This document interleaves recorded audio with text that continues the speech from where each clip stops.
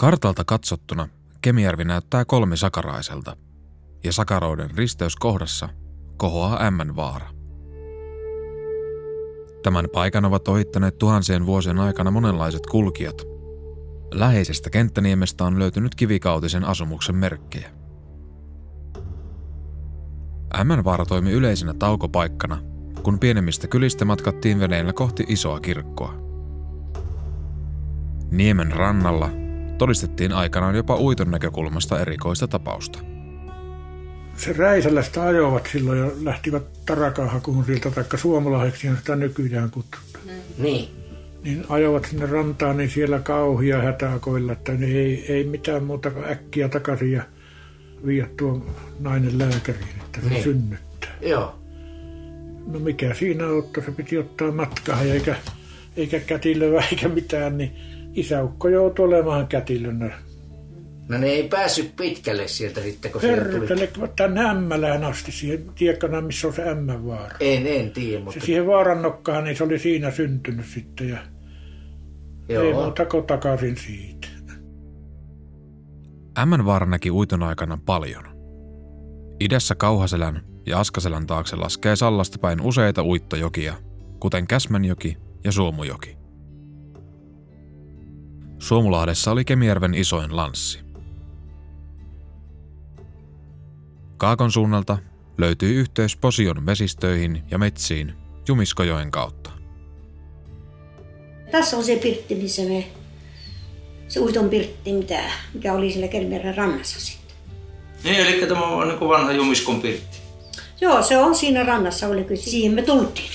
Siellä tuli sitten, kun mentiin sinne Kemijärven rantaan. Kellään ei ollut minkään näköistä suuhunpantavaa. Kaikki ruuat oli loppu. Otettiin vene siitä, koho-onget ja mentiin siihen järvelle. Ja eihän siellä mitään. Siellä kylän pojat näki, että siellä on likkoja järvellä, ongella riitä oli aika kuinka paljon siellä. Me ainakin 20 litraa kuule niitä ahvenia, pikkusia ahvenia saatiin. Ja kaikki perattiin. Kaikki keitettiin suoralla maustetussa vedessä. Mutta kaikki meni kaupaksi. Lounaassa, Luuksin salmessa, sijaitsi uitolla iso tukikohta, jossa oli myös kauppa. Vanhempi veljeni Esko oli 2 aikaisena kauppiaana siellä. Melko suppea se valikoima, mutta tärkeimmät purtavat. Setä Leo, joka oli huumorimies, niin meni ostamaan leipää, niin sanoi, että annapa se vauhtipyörä.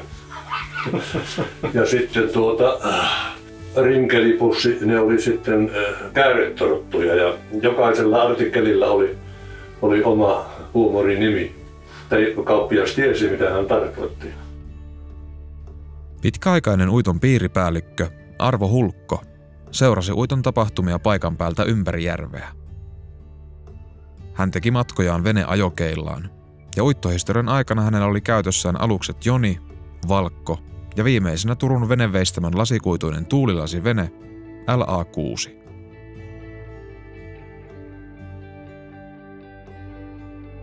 Ämmänvaarasta pohjoiseen päin on yhteys kaikkiin Lapin suuriin jokiin. 1970-luvulla uittokauden aikana järven yli hinattiin yli 120 kappaletta, yli 700 metriä pitkää ja 60 metriä leveää tarakkaa, joissa jokaisessa oli noin 200 sen aikaista rekka-autollista puutavaraa. Näiden tarakoiden vetämiseen eivät vanhemmat höyrylaivat pystyneet. Uiton laivasto muutettiin 1960-luvulla dieselkäyttöiseksi ja tässä muutostyössä tärkeässä roolissa oli Eero Tikkanen.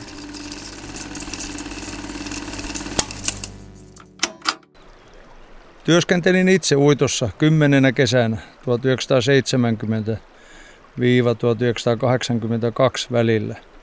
Pääosin Kemijärven hinauksessa kuljetettaessa puita yläpuolen vastuilta järven luusuaan. Tuon aikana tulivat tutuksi niin Kemijärven hinaajat kuin hinaajien miehistötkin. Yksi laivamiehistöjen suurista persoonista oli Eero Tikkanen. Eerolla oli uskomaton määrä päässään perinnetietoa ja käsissään kädentaitoa. Eikä hän aikaillut vastata annettuihin kysymyksiin ja päälle päästi persoonallisen naurunsa. Kunnioitin Eeroa nuorena poikana kovasti. Olin itse kiinnostunut tekniikasta. Varsinkin Eeron tietomäärä uiton hinaajista teki minun suuren vaikutuksen. Ja tiedostin, että Eero on 3. sukupolvessa konemies. Se näkyi ja maistui hänen osaamisessaan ja tekemisissään. Yhtä lailla hän käytti työkaluja laivansa koneen kimpussa, kuin sytytti ahjon ja vasaroi vajavasaralla uuden hinauskoukun hinaajaansa. Eeron niin sanotusti oma laiva oli minun aikanani dieselhinaaja Uitto 5. Uitto 5 oli Kemijoen uittoyhdistyksen hinaajista ainoa, joka oli vanhaa perua ennen järven säännöstelyä ja veden nostoa olleilta niin sanotusti höyrykoneiden ja varppauksen ajalta. Alus oli ristitty uutena 1912 vesillelaskun yhteydessä SS Panuksi. Kaikki hinaajat saivat myöhemmin numeroidut nimet. Niin tuli Panustakin Uitto 5. Eero oli mukana alusta lähtien Uitto 5 muutostöissä. Uitto 5:een asennettiin höyrykoneen tilalle 300 hevosvoima Mercedes Meridiesel. Minäkin tuolla höyryllä aloitin ja sitten kun ruvettiin koneellistamaan niitä ensimmäisiä polttomoottoreita, niitä ei enää ole olemassakaan, mikä laitettiin silloin.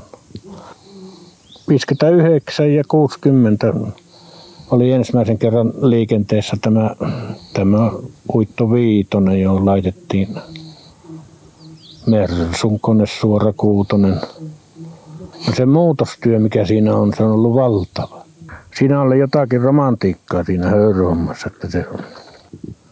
Siinä oli miehiäkin, jo nyt oli 8 ja metakka ei ollut, siinä ei ollut meteliä minkäänlaista. Mutta se kun semmoinen hiljainen suhina kuului. Eeron tarinoimana kuulin, että heti koeajolla havaittiin, että hinaajan alkuperäinen laitakorkeus ei riitä. Siihen lisättiin peräosan laitaan lisää korkeutta. Lisäksi koko potkurilaitteisto jouduttiin rakentamaan uusiksi. Hinaaminen oli perustunut vaihdelaatikon kautta pyörivän vaijerivinssin voimaan, ja tässä uudessa mallissa se tuli perustumaan potkurin antamaan työntövoimaan. Tässä vaiheessa potkurin ympärille rakennettiin myös niin sanottu tunneli työntövoiman lisäämiseksi ja tehostamiseksi. Eero teki muutostyöt. Tässä tilassa Uitto 5 oli, kun minä Uittoon menin. Seuraava pieni muutostyö oli asentaa 5 taavetit pelastusveneen saamiseksi pois perästä narun päästä. Heti 70-luvun alkupuolella Eero teki suuret muutostyöt 5 ohjauslaitteistossa. Eero asensi alkuperäisen mekaanisen ruorin tilalle hydraulisen ruorin. Oli vähän vaarallinen se homma, kun siinä pakilla, jos siinä piti huonosti kiinni, niin se saattoi lyödä kynsille. Ja sitä aikaisempaa minun kaveria, niin se löi leukaa ja se oli tuosta meni halki. Mutta näissähän ei, kun tämä on hydraulinen, niin nyt ei ole sitä vaaraa. Ohjaamo sai myös keltaisen värityksen. Olisiko ollut merenkulkuhallituksen tarkastajan ohjeita ja sen ajan uusia sääntöjä. Uitto 5 oli superhyvä alus majoitustilojen suhteen. Siinä oli 2 makuhyttiä, keulassa ja perässä.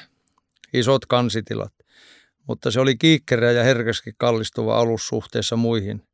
Puomilitka perässä ja oli tinkaa kympin kanssa, että ei siihen pääse kivikkoon ja se on mentävä. Se sai tuon perän kiinni, että se oli ohjauskyvytön, niin silloin se virta painautti kyljelleen. Minä istun päällimmäisenä vain täällä ja oottelin, että kyllä ne tulee vetämään. Joo, ei mulla ollut niinkään hätää, kun niillä venemiehillä ne osasunkin laukko tuonne saareen piiloonkin. 2 venettä oli perässä, niin löi puukolla heti köydet poikki. Minä että no mikä hätä teillä on? Ei täällä mullakaan ole. Ja sitten meillä oli, yksi mies oli Niemelän Markulla oli tuo Reijo roppumiehenä ja heti rupesivat kaipaamaan, että missä teillä yksi mies. Minä että se on nukkumassa, eikä sitä kyllä kannata herättää. On perkele sikiä unen, kun laiva norin niin kuin nukut. Sivusta katsottuna esimerkiksi piilopaulla 90 asteen kurvissa sen kallistuminen näytti, että tuo ei pääty hyvin. Mutta ei minun tietääkseni 5 kanssa kuitenkaan tapahtunut uppoamisen suhteen läheltä piti tapauksiakaan. Siinä oli ainoana myös umpikansi, joten se ei ihan helposti vettä sisälleen ottanut. Viimeinen iso muutostyö 5 tehtiin, kun sen koko ohjaamorakennus leikattiin pois ja tilalle asennettiin kumityynyllä seisonut äänieristetty kansimökki. Ja vanhan Mersun tilalle vaihdettiin uusi 420 hevosvoiman Scania. No, tämä on joutu kesken kesän tähän asentamaan ja kauhealla kiireellä. Tässä oli suorakuutoinen Mersu. Ja se vähän ennen helluntaita niin polkas kampiakselin poikki. Ja sitten Suopajärven Olavin kanssa jouduttiin asentamaan tämä uusi. Sattui olemaan hyllyssä Helsingissä tämä moottori. Ne osti tämän ja me vajaavassa viikossa tämä asennettiin. Jouduttiin kylläkin leikkaamaan tästä katto auki kokonaan ja entinen pois ja tämä tilalle. Ja viikon sisällä se sitten oli jo taistossa mukana. No näillä näkymin tämä kestää lopun ikään, koska tällä ei ajeta. Viitosesta oli tullut yksi vahvimmista hinaajista Kemijärvellä. Paaluvetovoima yli 5000 kiloa. Panuun oli matkan varrella tehty paljon muutostöitä. Se oli saanut kokonaan uudenlaisen ilmeen ja ulkonäön. Mutta kunniakkaasti se teki melkein 100 vuoden työuran. Ja tästä työstä ja hellästä hinaajan ylläpidosta on kiittäminen Eeroa, joka näin jälkikäteen katsoo omaa luomustaan suurella kunnioituksella. Eerolle Uitto 5 oli varmasti kuin oma lapsi. Eerohan, kun jäi eläkkeelle, niin se vielä viimeisenä tämmöisenä opinnäytteenä entisöi sen museolla oleva Uittokuutosen höyrykoneen. Kuntoon se vielä jäi sitten. Ja kunnossa se on vieläkin. Se on nyt siellä Pöykkälän metsämuseossa. Olen minä käynyt, kun minä olen sen kunnostanut sen koneenkin täällä tuossa Parakissa. Kunnostin sen vai 90, niin. Ja kävin viemässä takaisin sen sinne. Kaksi vanhaa tukkijätkää istuu tummetessa illan.